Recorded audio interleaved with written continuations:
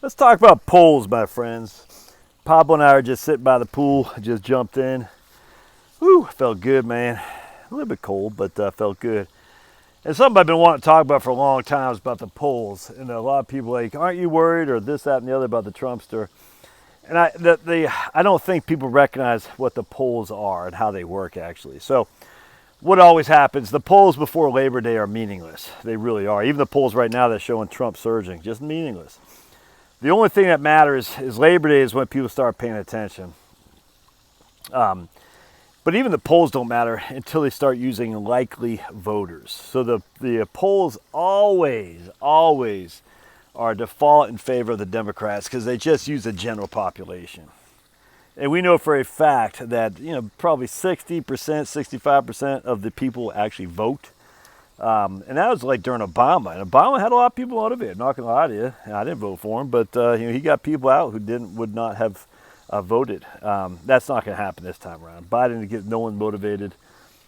He just doesn't. And so Trump does. Trump will have his core of voters for sure, it's called the broken glass election. We will crawl over broken glass in which to vote for the Trumpster. That's not gonna happen with Biden, because all the stuff of Trump being a Nazi, Trump being Hitler, all this just never came to fruition. There is no gay people in jail. There is no, they could say children in cages at the border. Well, hell, Obama did that too. So that's not, all the people who are saying, we're going to be thrown into, concentration camps, stupid. But those people aren't. They're going to vote against Trump anyway, but they were never, if people were truly scared by Trump being that way, they've recognized now it did not happen. All right, so basically 60% of the population will vote in the presidential election.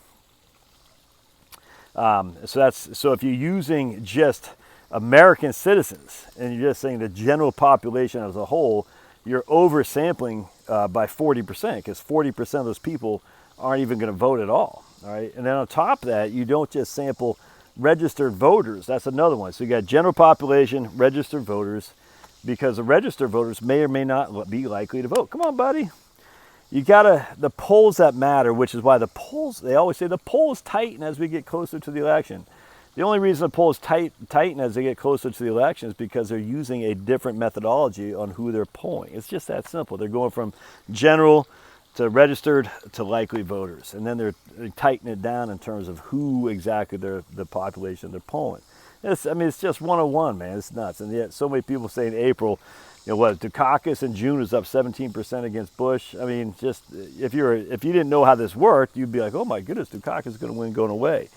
But if you looked at the difference between registered voters and likely voters, you recognize that the registered voters is a nothing burger, never mind the just general population as a whole. I mean, think about it. As much as I hate to say it, but with this indoctrination we've had for many, many years, and let me get over here so it's going to get in my eyes. We've had, decades of indoctrination by the far left. There's a sizable amount of Americans who, if you said in a poll, you said, Biden wants to have health care for all. Yay! Biden wants to get rid of carbon dioxide. Yay!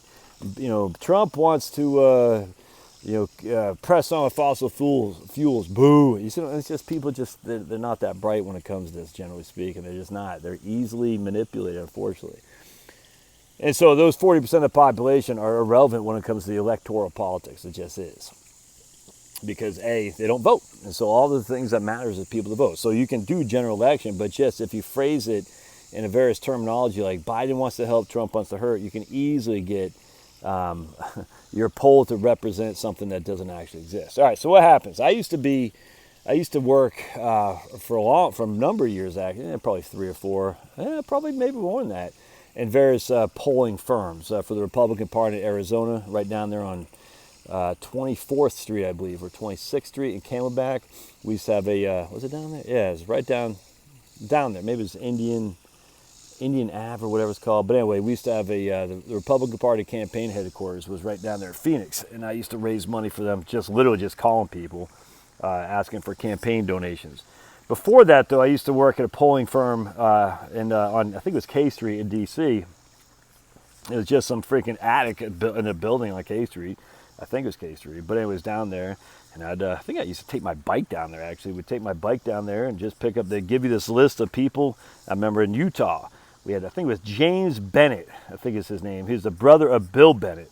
And he was a sitting senator of Utah, or was running for Senate in Utah. And we polled on behalf of him. All right. Then we had another one, I think it's Thad Cochran in Mississippi. And we polled on behalf of him. And what they do is they give you this list of this thick. And they just say, here are all the registered voters in Mississippi. Go through them, find the people who voted in the primary and the general, and that's the likely voters. You want to make sure we're polling the likely voters. And if you're actually asking for donations, like back in Arizona, you never ask for donations from the general party, from the general population, because it just wasn't worth your time. You always had to ask for donations from likely voters, people who vote in the primary, not just in this presidential election. Your main group of voters are people who vote in the primaries and off your elections. Those are the people you got to hit up for money, or those are the people you got to poll to make sure that you're not too far from the baseline of your party, if that makes sense. So those are the likely voters. And if you say, okay, are you likely to vote? And they say yes. You say, when was the last time you voted? And they say, I haven't voted since Ronald Reagan. It's not a likely voter. It's just not. And so those people you're just not going to contact. I mean, you might contact them, but they're probably not going to go into your likely voter list, even if they say they're a likely voter. A likely voter is someone who's shown the propensity to vote time and again in primaries and the general election and in off-year elections. Those are the likely voters. And elections are decided by voters. They're not, other than cheating by the Democrats, they're not decided by the general population. And it's even worse, it's even better than that, actually. They're decided by voters in various swing states. California doesn't matter.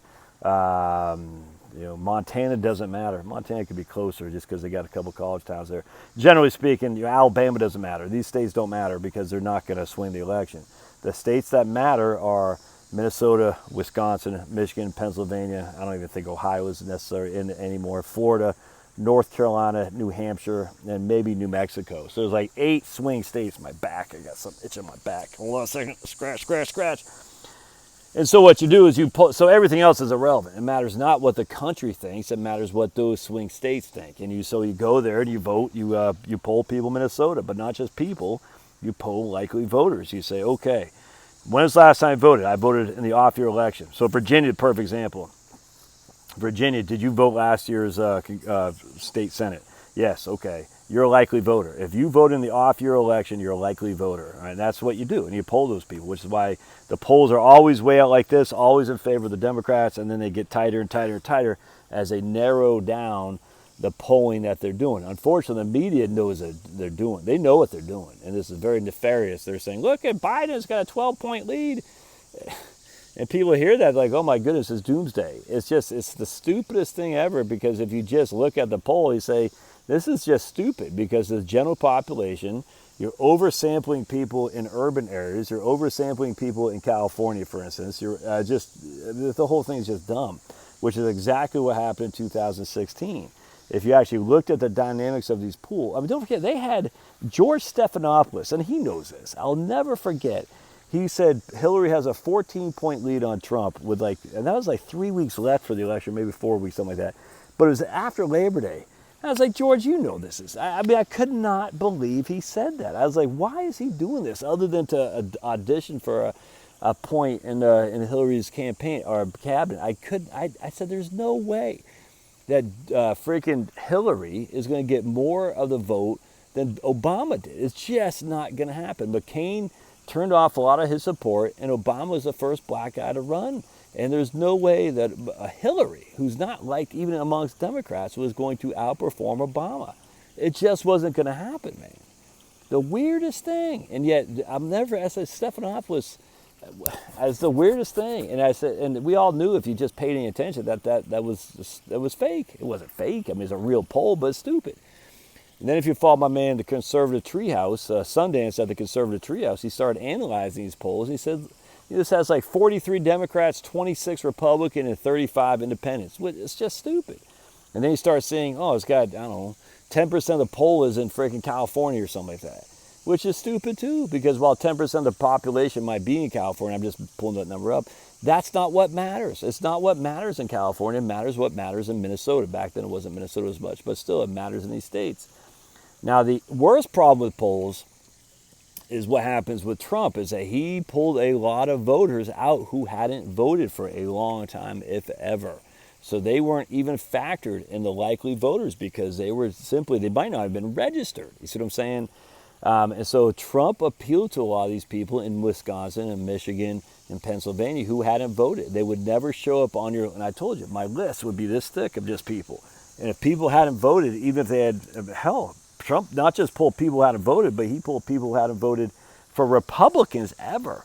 You see what I'm saying? So if you look at this list of voters, and you're like, well, this guy hasn't voted, he's registered with the Democrat. You're not going to think that he's a Trump voter. You're just not. So you're either going to poll him as part of your. You're not going to put him in the likely voter category, as which he will not be seen in the polls. And that's another thing that we have now is we have the silent Trump voter that I think is becoming less silent now because people are pissed off, as rightly they should be.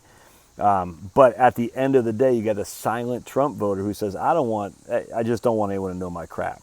Like people up in Maine, for instance, they're not very open about their person, if that makes sense. And so we could see a surprise up in Maine for sure. But anyway, so that's how polls work. Don't pay any mind to them. If you don't know how the poll was concocted, like who are they polling? What is the proportion of Republicans and Democrats? What is the proportion of independents? What is the proportion of likely to register to general population? What is the proportion of men to women? What's the proportion of blacks? What's the proportion of ages? You got to look at all this stuff. And that's why polling is it's not a science by any stretch of the imagination. And so while I see Rasmussen and I see the Trafalgar polls looking pretty good for Trump, I'd never heard of Trafalgar until 2016, where that seemed to be the outlier. They said that Trump was going to win Michigan. And we're all like, I never heard of this group. But they called it right on, man. They called Michigan, Wisconsin, and Pennsylvania. And we had never heard of them. No one ever heard of them. So that was interesting. But when you say the Rasmussen, they called it pretty good in 2016, but 2012 they did not. I can't remember 2008. 2012 they did not. 2000, I think they did an off-year election. I can't remember. But anyway, Rasmussen was somewhat kind of like most polls. It had sometimes it was on, sometimes it wasn't. So we were assuming Rasmussen might be a little bit too pro-Republican after 2012.